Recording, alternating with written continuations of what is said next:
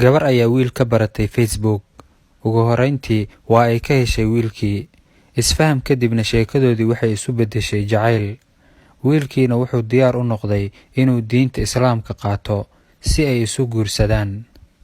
kadib wiilkii wuxuu u soo diray lacag dhan $150, wuxuuna ku dhahay waa inaad isa soo baartaa dhammaan dhiigga, wadnaha, beerka iyo kuwo kale. gabadhii waxay ku tiri baaritaanka dhiigga ayaa nagu filan. isagana wuxuu ku dhahay baaritaan guud sameey si guurka ka hor uu qalbiga inoogu dego. gabadhii way samaysay dhammaan intii uu codsaday, waxayna u dirtay natiijooyinka baaritaanka.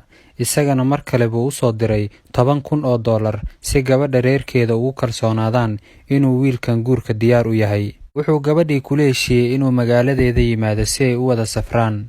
xaggeeda ayuu yimid. kadib wuu kaxaystay markuu waalidkeeda u sheegay inay dibadda soo joogayaan maalmo kooban, kadibna ay gurigeeda u soo noqon doonto.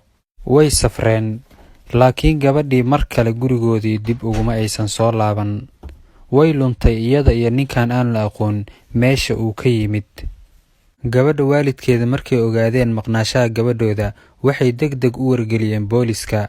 3 maalin kadibna booliskii waxay soo waceen reerka, waxayna u sheegeen in gabadhoodii la helay. laakiin nasiib xumo, booliskii waxay heleen gabadhii oo meyd ah, taasoo lagala baxay dhammaan xubnaha jirkeeda. waxaana la ogaaday arrinta ninkii ay raacday iyadoo laga war helay inuu u shaqeeyo hay-ado dowladeed oo iibiyo xubnaha jirka.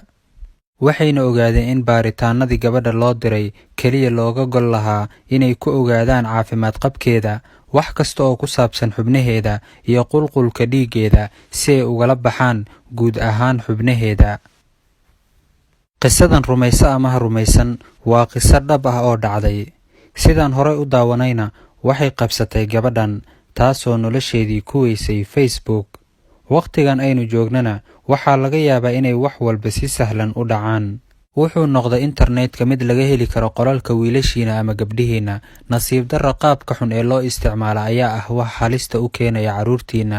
si wanaagsan u adeegsada internetka, kuna cibro qaata qisadan. ولا تؤمنوا إلا لمن تبع دينكم قل إن الهدى هدى الله أن يؤتى أحد مثل ما أوتيتم أو يحاجوكم عند ربكم قل إن الفضل بيد الله يؤتيه من يشاء والله واسع عليم.